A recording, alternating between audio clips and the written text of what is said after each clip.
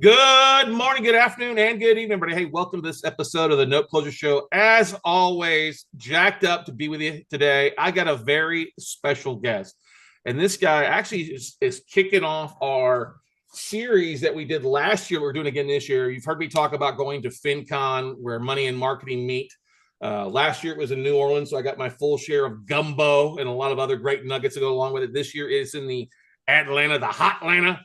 And we've got some great guests that are going to be on here for the next couple of episodes. And one of the great things I love about going to FinCon is that you meet not only amazing individuals, amazing entrepreneurs that are also doing awesome things when it comes in the finance space. And today's guest is also doing some amazing things. You definitely want to grab a pen and paper, take some notes on today's episode, because this guy's known as the Profit Man. He is the messiah when it comes to work with entrepreneurs to help them get more out of their business. And he's well-read, well-known, and he's the man, the myth, the legend, Mr. Rocky Lalvani. Rocky, how you doing today, buddy? I'm doing awesome, Scott. Thank you so much for having me today. Glad to have you, man. We're both fans of FinCon, both doing some things. I love, for those that are listening, you can't see Rocky's background, but he actually has a bookshelf of books in it. And it's not a green screen, too. You know, I had somebody on the other day who had a green screen of all the books he read. I was like, have you read it? He's, no, man, I ain't got any book in my house. It's just my green screen. That's a shame. That is a shame. You know, you got to read. Yeah. Bottom line.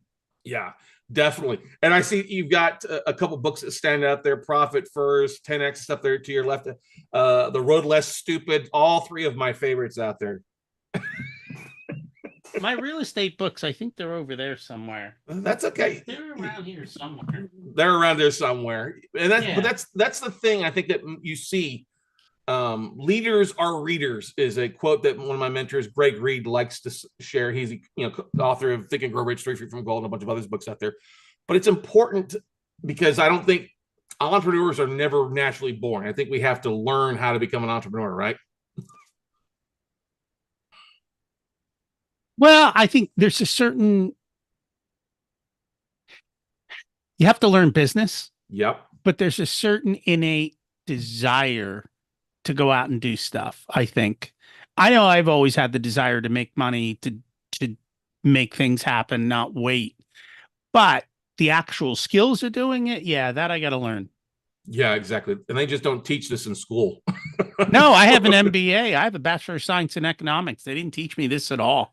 No, I went for my MBA in entrepreneurship, actually, and they didn't teach it. I walked in there teaching half the class sometimes on different things.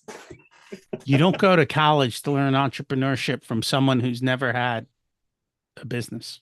Amen to that. That's the big thing I love saying, is that an entrepreneur cannot learn from an employee. It just doesn't work that way. Definitely work. So, Rocky, brag a little bit on yourself. Tell us about why folks should be listening to what we talked about today. What's your one or two things that you really love to work with entrepreneurs on? So I kind of had a major aha, which I just assumed if you owned a business, you understood the business of business. And, one day I had this massive aha, and it was basically business owners go into business to do what they love. And finance usually isn't on the list.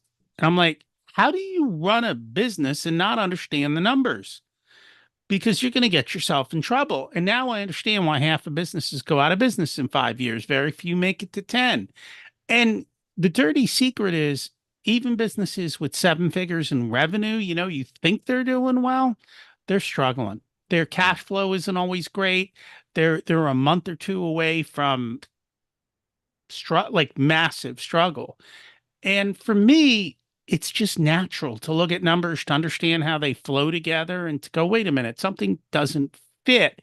How do we model this out to make it work for them? And I can explain it in a way that's simple and easy to understand, so that we're not talking debits, credits, and accounting, because that's boring. Right.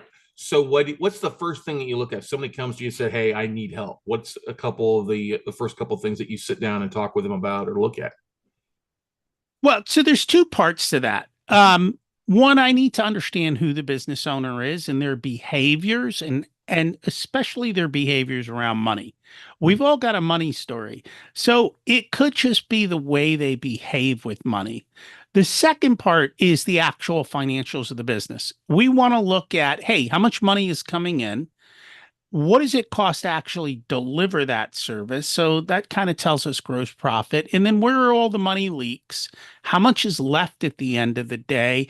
And then what's the timing of cash coming and going?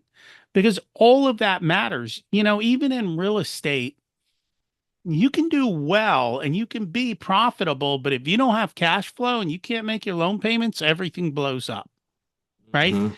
And so it's the same way in business too. You really have to understand all of this. And this is especially true of real estate people. They think every single dollar they have has to get invested. It's like, yo, dude, time out. Like, you need reserves. Times are good, times go bad. And it's in bad times that reserves save you and allow you to Mhm. survive.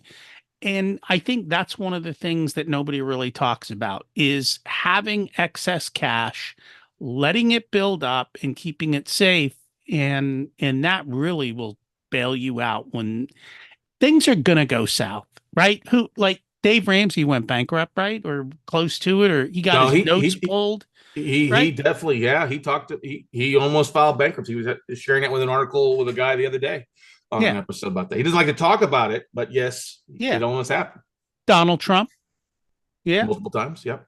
Kiyosaki went bankrupt in his little one of his businesses with the Yep. wallet. And so, like, here are all the people you're listening to. Maybe you look up to them or not, but these are all people who are successful. And this guy, the whole reason for the road less stupid was bad decisions leading into 2008, right? Keith Cunningham's a smart guy, Yes, he and is. yet he got himself into trouble. So the reality is, we all have a tendency to ignore risk and make mistakes. And when you have cash, it solves all those problems. It does solve. And I like what you said there. You got to have reserves. And also, you said most real estate investors are poor or they're cash rich. Sorry, I was like poverty House rich, rich. house rich, property rich, cash poor. I was Mm-hmm. cracking up. There was I was scrolling through TikTok the other day, and so it was like, oh, we're successful real estate investors, but we're broke 90% of the time. Well, yeah, Yeah, they are. And they don't, a lot of them don't forecast their cash flow. yeah.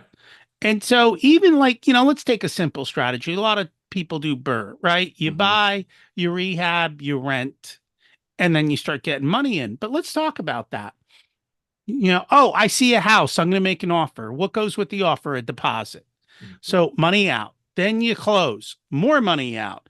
Then you rehab, lots of money out. And then you're paying the mortgage while you're rehabbing, maybe even more money out. And then you're done. And now you have to rent it. And now it's another month till the renter moves in. Yeah. That's like 6, 8, 9, depending. It could be a long time between when you started and when cash starts coming in. And when the cash comes in, it's like, wait, I just put out 150 grand and I got 1,500 bucks coming in the door. That's not a good balance. You got to know how that's going to work and when is the time to cash coming back and how much cash do you need to get through that? Yeah, such a true words. When I first started off as a note investor, I was buying a lot of distressed stuff, and I look back, my first 2 years, I basically was foreclosing on everything, which that takes money going out for attorneys and due diligence and servicing, and then you got to foreclose and fix it up and then sell it. Well, I could have probably 60-70% of those notes. I probably could have modified the borrower, got cash flow coming in immediately, held it for 12 or 24 months, and then still sold it off as a performing note at a nice profit without having to do all that work, and have been a whole Mm-hmm. lot happier with the cash flow side. That's why we're a big advocates in getting people, hey, get cash flow coming, and cash is king, so that your bills are covered before you dive into anything deeper than that. And I agree with that. Now, what are some of the biggest negatives or the biggest red flags that you're seeing when you're talking with folks who are struggling, entrepreneurs and business owners with cash flow? Um, so they each have their own. Right. When we look at a business, we look at it formulaically. everything from lead flow to conversion rates to average sales prices to total revenue to what's it cost to deliver to gross profit to what are all, our overhead, our employees, our marketing costs. And then when does cash come and go from the business? Everyone who comes to me, somewhere in there, there's a problem. Mm-hmm. And we can usually figure it out very quickly because we know how it all works together. And for each of them, it's something different. Some business owners don't have consistent lead flow, so they don't have consistent sales. Right. Some business owners have just, and this is more often than not, they have mispriced what they offer. And they don't understand that this is what it's going to cost to deliver it. And they have no clue. They think they're making money, but they're actually losing money. And so it could be a pricing problem. It could be, hey, we've got all these employees, but yet we can't pay for them because we got them all because we're going to grow and we Mm-hmm. need them to grow. And so we're going to hire all these people so we can grow. And then the growth doesn't come. We're not fast enough. And then now you have all this overhead you can't pay. Or it could just, so in the real estate business, I can't tell you how many people forget to bill me, contractors, for months. I don't know how they're staying in business. Mm-hmm. If you can't bill me, you can't get paid. And yet, especially in the trades, the last thing they want to do is deal with that paperwork because it's not their thing. So if they don't have systems and processes in place, it's a problem. And it could also just be the payment terms you've negotiated. Did you negotiate good payment terms? Are you getting paid up front or are you getting paid way, way late? And what does that all look like? So we work with builders and so forth. I'm like, hey, we always want to be ahead of the draw, meaning Mm-hmm. every draw, we're always a little bit cash flow positive because not only do you have to do the work, but you got to pay your people, your overhead. And if you haven't set that up right, then you could be stuck. And if your client doesn't pay you on the last draw, then depending on how big it is, it could be a big issue. So we try to help them with the timing of how they get paid. Yeah, because little things like that can definitely turn it from a negative to a positive relatively quickly, just changing your terms up. We do a lot of that in the modification side of, borrower can't make a payment or keeps bouncing checks on the 5th of the month. Well, what if we split the payments up into bi-monthly versus once a month? Oh, then she's on time and perfect and rocking and rolling along. It's the same thing. And we were talking about, and I think it was Dave Ramsey who said it. He goes, when you're dealing with people who are not good with money, if you don't collect from them every week, they've already spent it by the time the sixth comes around. So you've got to understand who your buyer is and how they behave with money and then gear it to them. Now, there's a lot of talk too about all these business owners looking to sell their business. Is it a good time to buy a business? Obviously we all know it differentiates depending on what that business type is. Right. But what kind of opportunities do you see out there right now? Are the trades, plumbers, electricians needed more than a lot of other places out there than your social media experts? So I think car washes have peaked. Yeah. For a good while, car washes were getting hot money. Right now, yes, the trades are getting hot money. But here's the thing. Just like everyone else, it's hard to find labor. Yeah. And so trying to find people who actually know how to fix stuff is a whole nother. So I think it's a difficult, it's not an easy business. You can't just shove anyone in there and say, go fix it because they don't necessarily know how. And depending on if you're doing it in the house, you're walking into people's houses, you have to have a certain level of decorum and an ability to do that and making sure you're properly billing and getting paid. Look, the reality is a small business is always cheap. And by small business, I mean anything under $1 million, you can usually buy for next to nothing. And if you're smart enough, like take what you're doing, if you're smart enough to come in and know how to take a non-performing business and turn it into a performing business, you can make a lot of money very quick. So just like you can flip houses, you can flip businesses, right? And with businesses, well, like if I buy three single family houses, I can't make a triplex, right? But if I buy three plumbing companies, I can make one big plumbing company. And because it's big, it now gets a higher multiple. So you can learn how to bring in those systems and processes and do it. But it's, as we said at the beginning, this is all work.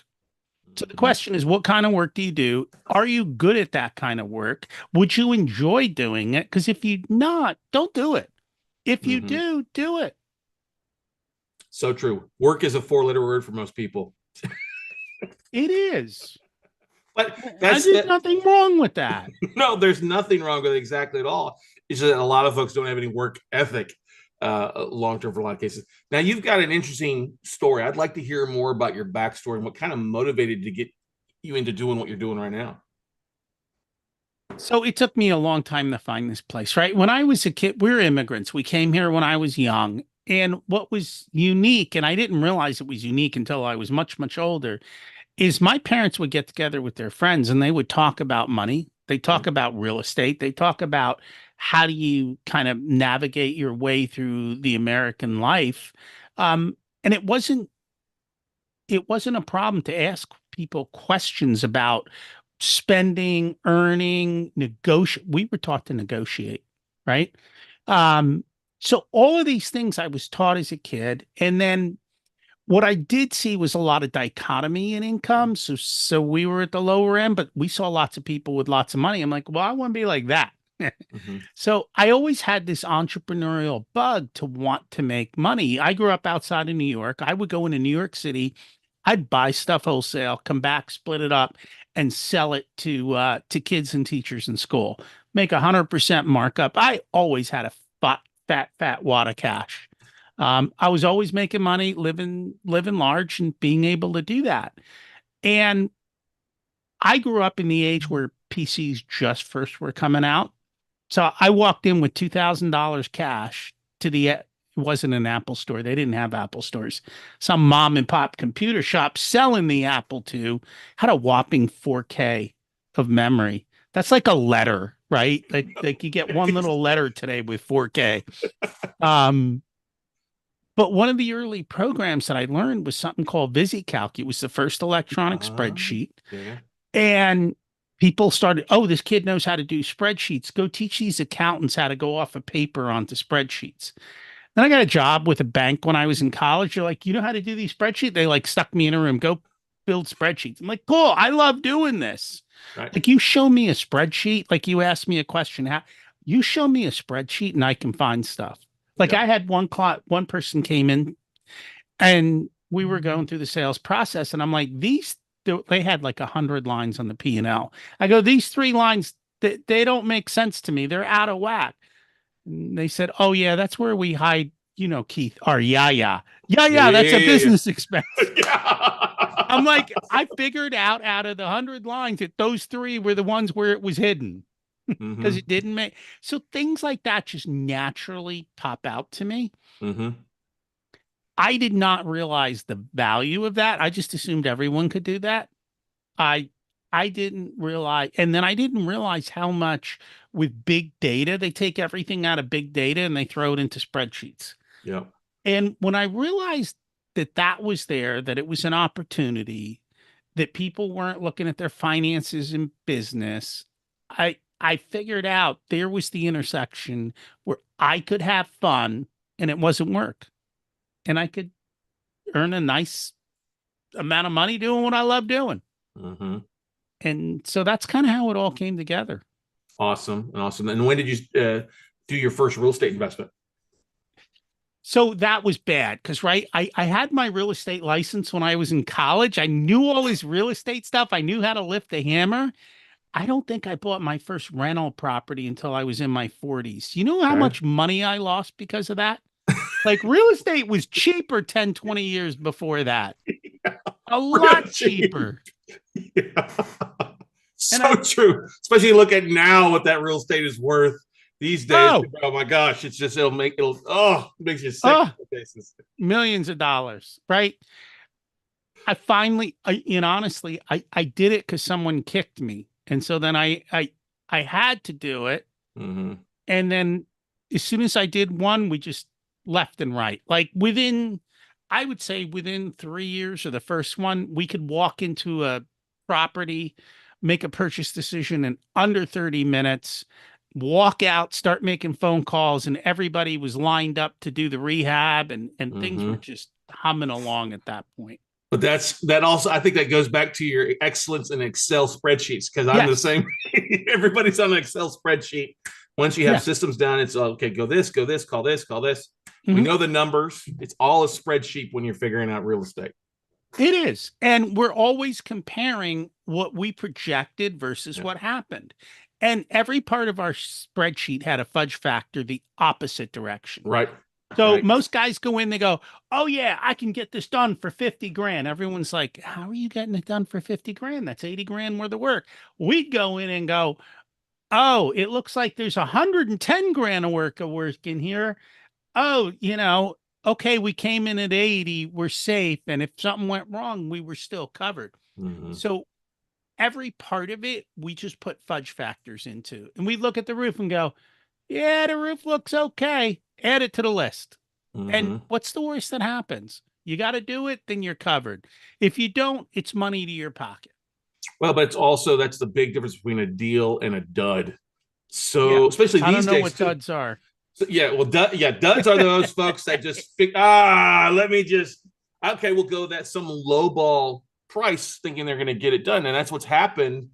Definitely, we see a lot of that happening in the multifamily space now. People are overpaying, thinking they're going to increase rents, but they didn't put in the fudge factor of interest rates doubling or tripling on them. Now they have no money for repairs, no money for the mortgage payments, and they're getting foreclosed and wiped out on, which is sad. Well, they also don't know what it takes to rehab a place. Yeah.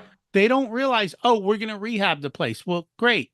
How long is that going to take you? Oh, 90 days. The hell it is. You got to get 16 months of cash flow.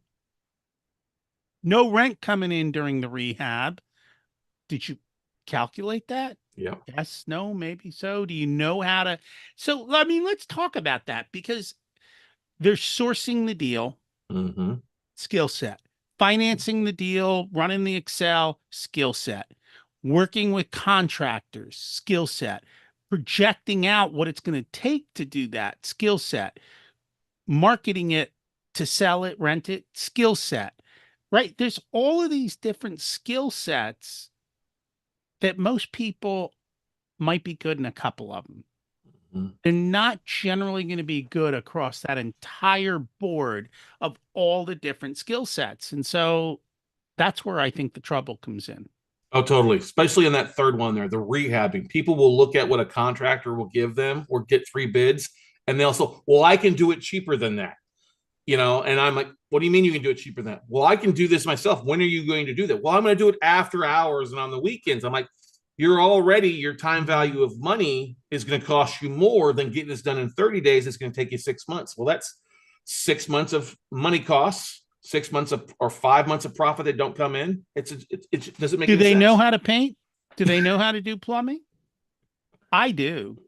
I'm not good at the paint. I'm okay with the plumbing, but yeah, I mean, these guys are a lot faster than me. I'm still a hacker, right? They are definitely faster than me. And I don't enjoy doing it. No. Not at that scale. I don't mind little stuff once in a while, but not at that scale. Yeah. And that's the same thing when it comes to marketing too for that property. I'll just put a sign in the front yard. It's the 21st century. You can't just put a freaking sign in the yard, say for sale or FSBO. You're not going to get the type of exposure that you deserve to get. Pay your realtor the 3%. That's what they're there for.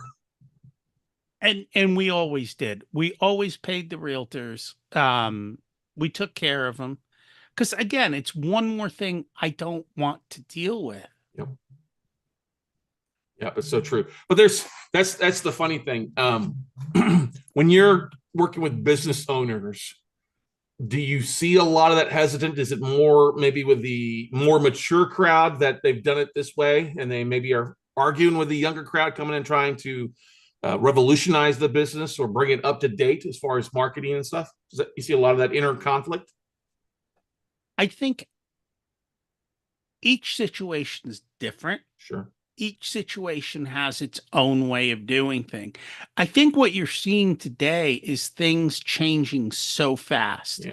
So, in the past, let's say 10 years ago, if you were Google, well, if you were the first plumber on Google, you won, Mm-hmm. right?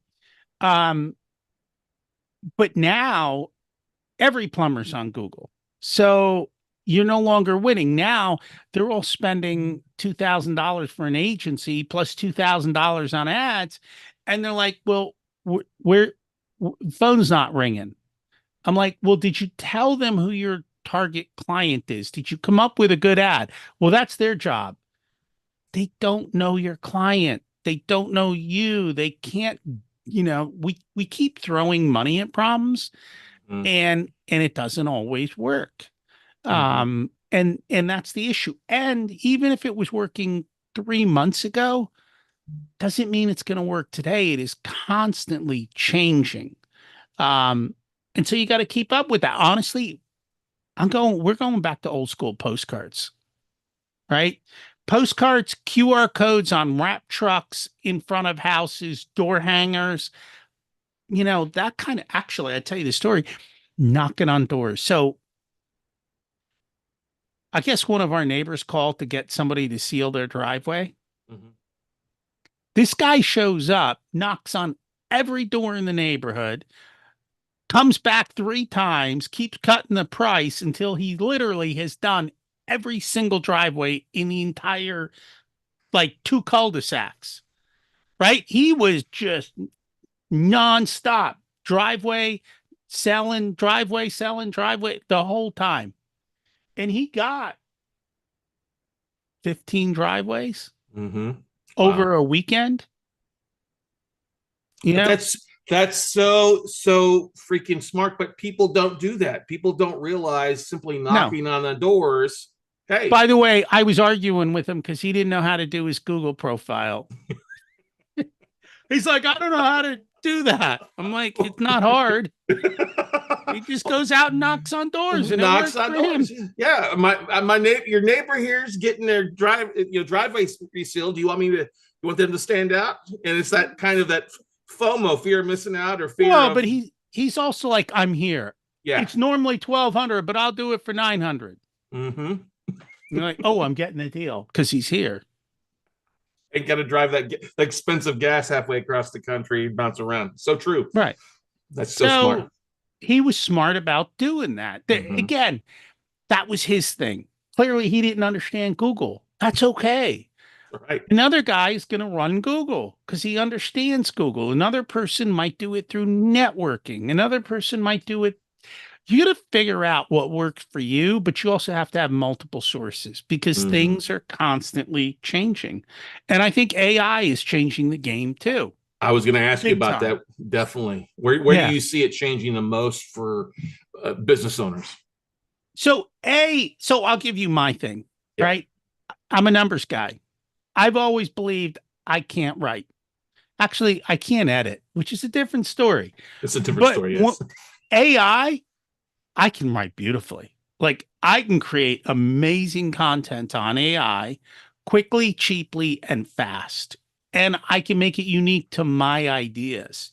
So that's just, let's just say that's the most simplest way of using AI.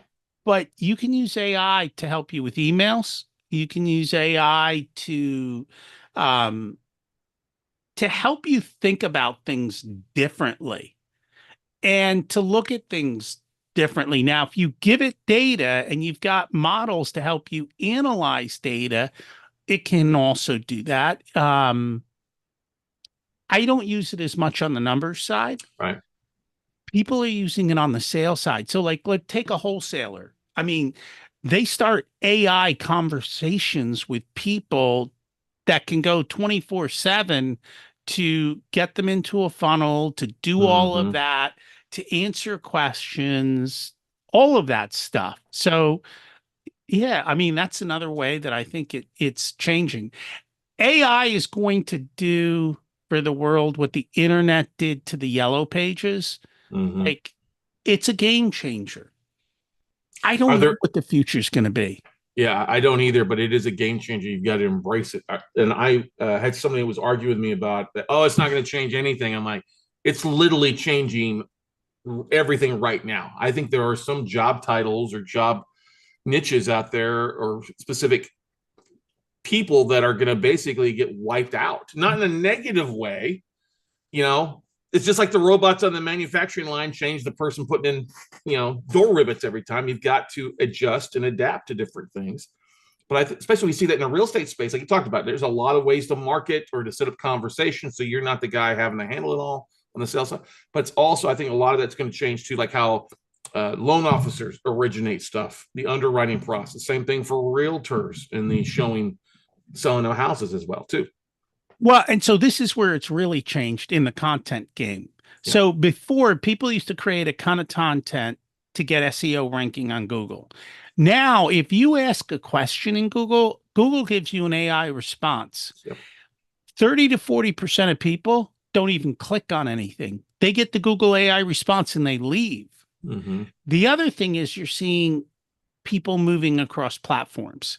So if I want to learn how to change the headlight in my car, I'm going to YouTube and Mm-hmm. there's somebody there showing me how to do it.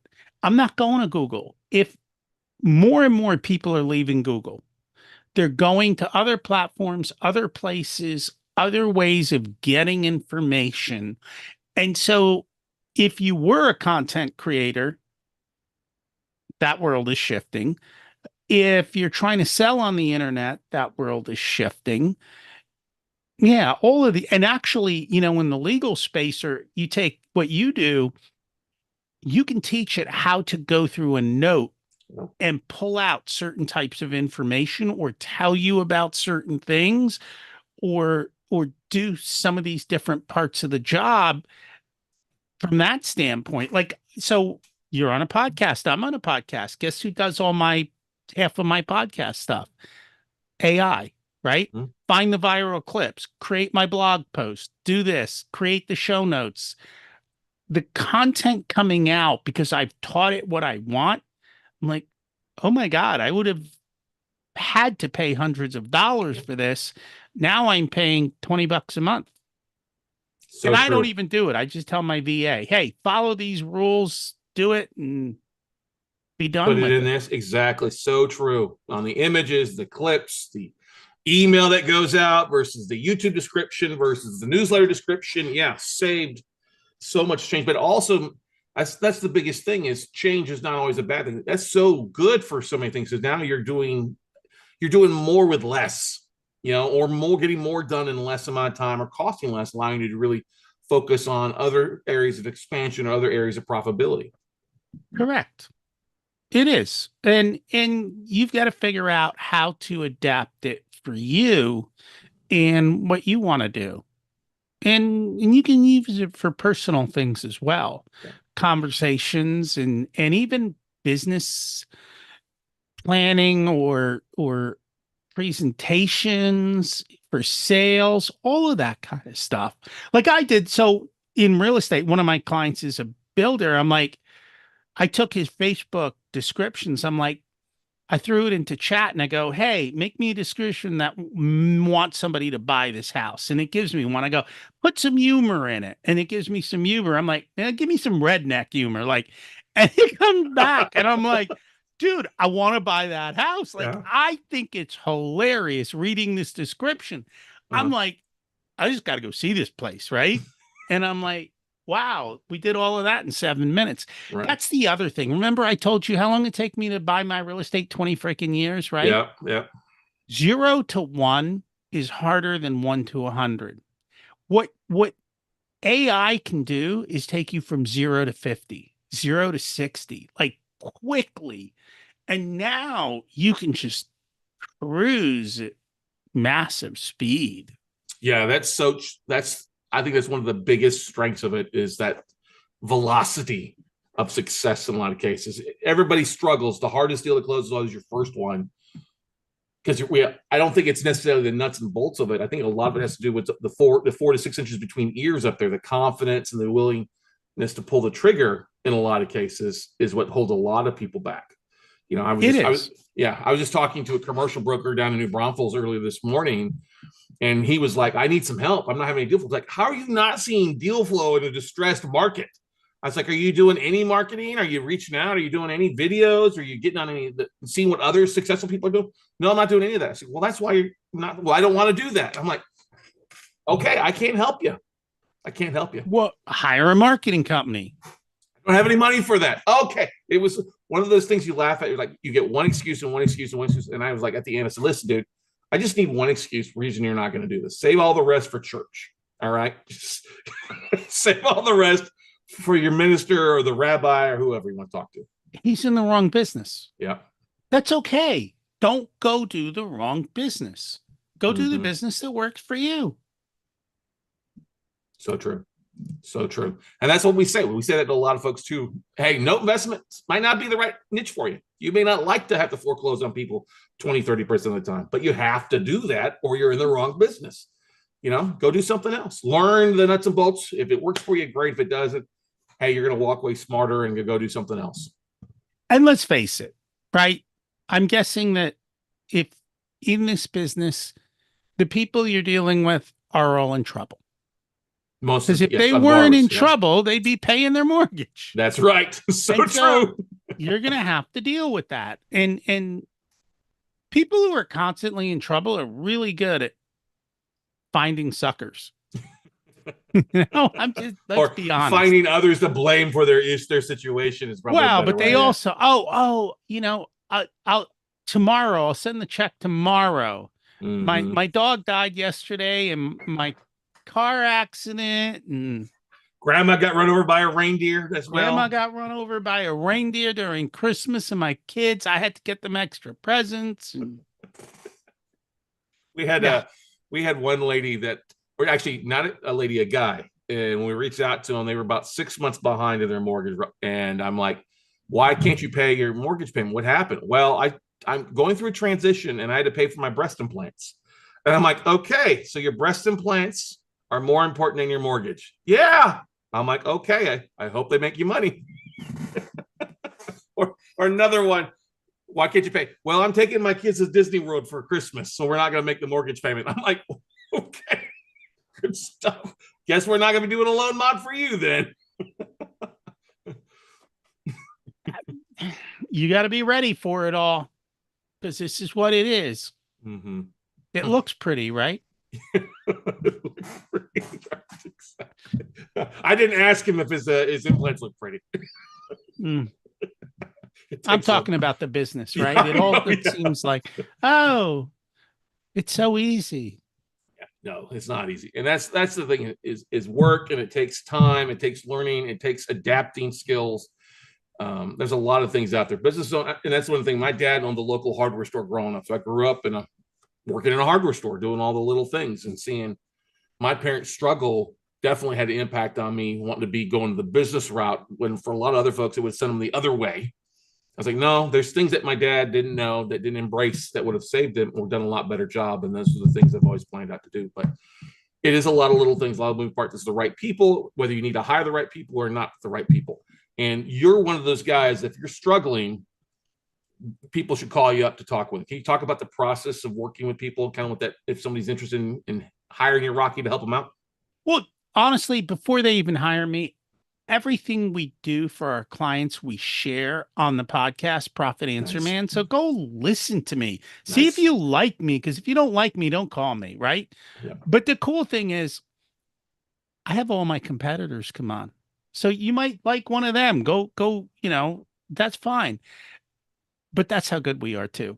But once you decide to work with us, the first thing we do, we just get on a call. I just want to know, where are you at? What's going on? What do you think is the problem? And then what we do is we're like, hey, tell me what you need help with. Couple of sentences. Number two, let me take a look at your numbers. And I go in, we look at their numbers. We've got a system to evaluate the entire business. And we come back and we go, hey, here's what we see. Here's what the things are. Part of what we use is profit first. In the book, Mike's got targets. We show them where they are versus targets. Not everyone's going to hit targets. We tell them the couple of things that we think off the top can make a difference. And then we like, hey, if you'd like to work with us, here are our offerings. And if it's great for you, great. If it's not, hey, you learned something today, have a wonderful day. It's got to be hell yes on both sides, because we don't work with people we don't like. And we don't expect them to either. That's right. No, it's a no asshole working engagement. That is correct. That's our rules. There you go. It's a good rule to have. When you worked as hard as you and I have to get to a place where you like to be, you don't want to interfere with idiots like that. No. Yeah. That's why I have my competitors on, so you can go to them. Love it. I love it. So smart. So smart there. Now, with FinCon coming up here in next week, actually, it's hard to believe it's here already. What's some of the things you're looking for to Atlanta? I just go to hang out with my friends. I've been going for like 10, 11 years now. And it's an easy way to get together with all my friends, grab a drink, catch up, and to learn, hey, what are people seeing? What are people doing? How is the market shifting? What is new and what is changing? So that's a big part of it too. How are the markets adapting, and to meet some new people, find some new podcast guests, all of that kind of stuff. Good stuff. Same way here, man. It's become my favorite event to attend each year. Just surrounded with great people that are doing amazing things, and it's just a great sharing atmosphere too. If you're looking for something new or looking to evolve, I think that's so different than some other places out there. It is, and that is why I like it, and I keep going back. Amen to that. Well, look forward to seeing you in just over a week. We'll have to have a beer, cold drink there at the bar and hang out a little bit there for you. Guys and gals out there, definitely check out Rocky's podcast. It's phenomenal. It is the Profit Answer Man. Check it out. It's on Lisbon. It's on anywhere that you listen to podcasts. Listen to great questions, great guests out there. He named a few of people I've learned from as well, and look forward to seeing your growth and some more growth in the next year here for you, Rocky. Thank you, sir. Thank you for having me. As always, an honor, bud. All right, guys. We got to do one thing. Did they show you some love and hit the like button? Oh yeah. They give a part of that with an intro and an outro to make sure they hit the like button. I just want to make sure. They good. Show Scott some love. I appreciate that. Definitely. We appreciate that, guys. Well, we're the #1 podcast and #1 YouTube channel for note and real estate investors. So yeah, we got plenty of love and subscribers out there, which we love. It's good stuff. Thank you so much for that, Rocky. We'll see you later. All right.